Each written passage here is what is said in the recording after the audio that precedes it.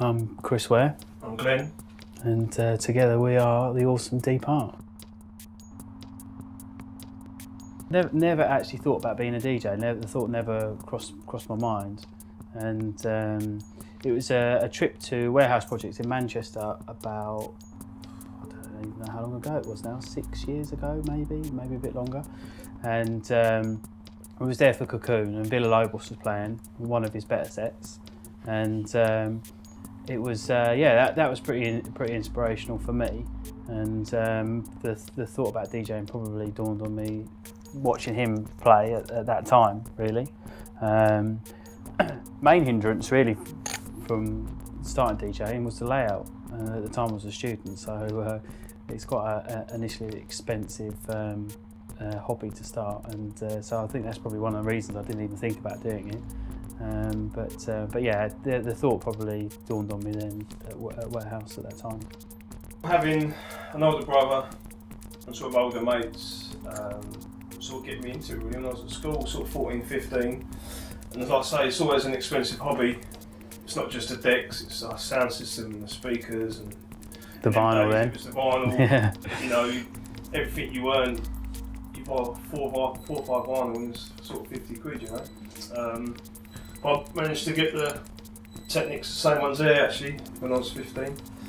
And that's when I sort of knew something I wanted to get into. As an aspiring DJ, it quickly became apparent to us that you could not progress as a DJ without having some form of production behind you. It's almost a must now, which is a shame because there's a lot of very talented DJs who can't produce, and therefore they'll stay at the same sort of level and not progress beyond that. So yeah, it's probably initially a means to an end, but I love production just as much as I do DJing. Yeah, so it's something that I've sort of grown to love.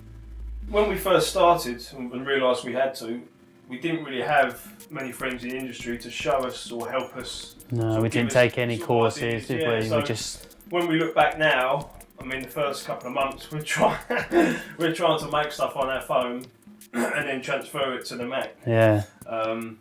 Because we didn't really have an idea, so it's only from self-teaching ourselves and watching videos on YouTube, and then sort of latter parts of last year we got a bit of help from some friends just to sort of guide us slightly on what to do. Yeah, so it's been key. Steep in that, getting around the technical know-how, we just didn't really know what we were quite doing. But the long road, really. But as soon as we sort of latched on to what was the right way of doing things and getting the certain plugins for certain sounds and things like that you need. After that, I mean, we always knew musically what we wanted to try and create. It was just trying to find the right sound and how you manipulate that in your music production. And then as soon as we sort of started to get into that, then it started to flow a bit better. So we didn't even know about the plugins to start with. No. We were trying to create a sound or a bass sort of sound, not knowing that you had. We had like you said on the phone. We had a it was a little app on the phone because it had a nice bassline sound to it. We were trying to record from that and export it into Ableton, not knowing that you could get plugins to create the same sort of sound. Learning the hard way or taking the long route. Yeah, because you try and explore things. You're not limited to what you're taught. You have to go through everything. As soon as we knew our way around, and then just move forward from there. You can't just sit there and let inspiration hit you and start creating something from scratch. So you'll always have something in your mind that you want to convey, and you'll try and get down into a track. But often you'll start with an idea, and then that might just sort of go off on a slight tangent and change, and it won't be what you finish with. Might not necessarily what you wanted to start with, but you definitely have something to start with.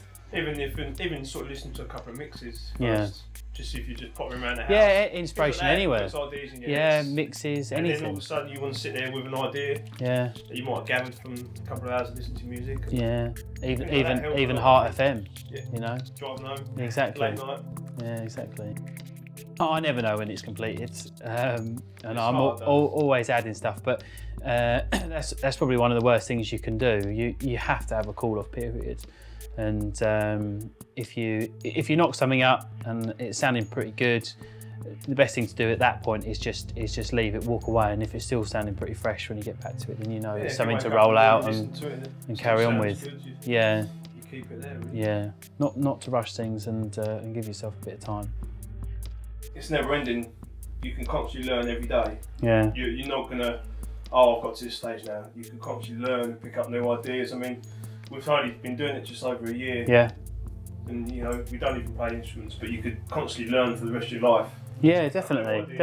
And it feels. That's the good thing about it. Yeah. It's never going to get boring because it's never going to be the same. Yeah. You learn new things. Yeah, your sound evolves and things. Yeah, but yeah, so reason we got into it was definitely to advance ourselves as DJs. To further ourselves. Yeah, that was really the main when thing. we started, we realised how much we enjoyed it.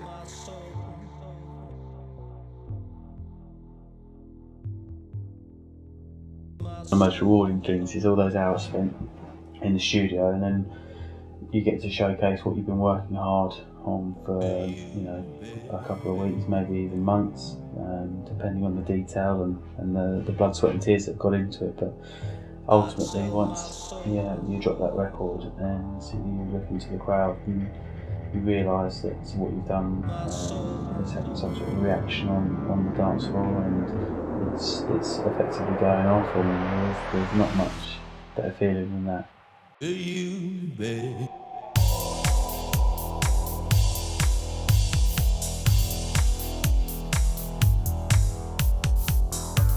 I walk the wall for you, baby.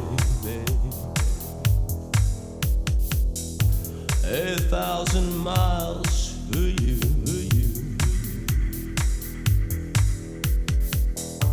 I dried your tears up